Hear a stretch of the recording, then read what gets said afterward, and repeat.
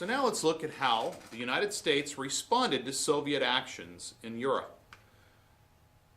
We responded with a policy known as containment. George F. Kennan created this policy known as containment. And the policy stated that the United States should resist attempts by the Soviet Union to expand its power. Containment included economic aid, sanctions, and military force. The Truman Doctrine said that the United States would help people fight against oppressors. Truman wanted to send aid to Greece and Turkey to help them fight pressure.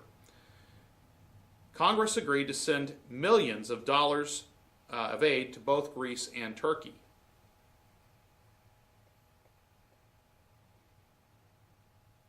The Marshall Plan, named after U.S. Secretary of State George C. Marshall, was established in June of 1947.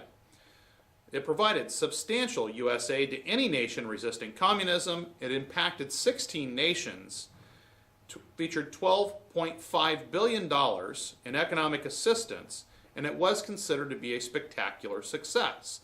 The idea is that communism would seem less appealing to countries that we had helped. If we helped countries to rebuild, communism would thus seem less appealing to them.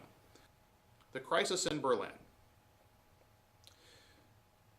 First, let me give you a little bit of background to the crisis. Towards the end of World War II, when the big leaders, or the big three, Churchill, Roosevelt, and Stalin, met at Yalta, they agreed to split the capital of Germany, Berlin, into 4 sectors, and to do the same thing with the country in general.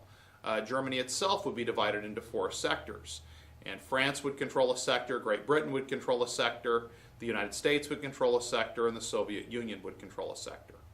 And so both the city of Berlin and the entire nation of Germany were divided into these sectors. However, the city of Berlin sat deeply within the Soviet-controlled sector of Germany. So, with the start of the Cold War, it became clear that the Soviets planned to keep their German zone under communist control. The British, Americans, and French began to take steps to set up a free, democratic government within their German zones. The Western zone eventually became known as the Federal Republic of Germany, or West Germany for short. The British, Americans, and French also tried to set up a democratic government in West Berlin. The Soviets were not happy with the idea of a Western-style government and economy in the middle of a Soviet zone of occupation. The Berlin Blockade. The Soviets blocked traffic. In June of 1948, the Soviets announced that they would block off any road, rail, or river traffic into West Berlin. West Berlin's residents were cut off from food, coal, and other products. West Berlin was not completely cut off, though, because it had airstrips. So this brings us to the Berlin Airlift. British and American planes began making deliveries to West Berlin. The Berlin Airlift continued for months and months. Finally, the Soviets lifted the blockade on May 12, 1949, nearly a full year after the blockade had begun.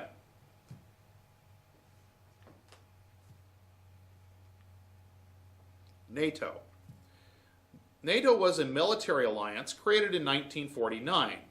It started with 12 nations, including the United States and Canada.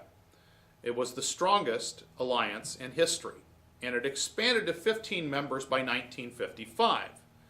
Critics said the purpose of NATO was to keep the Russians out, the Germans down, and the Americans in.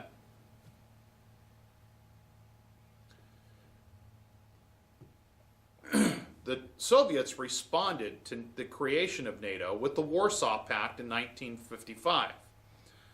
It was made up of Eastern European countries and kind of a partial response to West Germany joining NATO. From the Soviet perspective, they had been attacked numerous times by Germany in the 2 world wars, and they distrusted the global ambitions of the United States and Great Britain.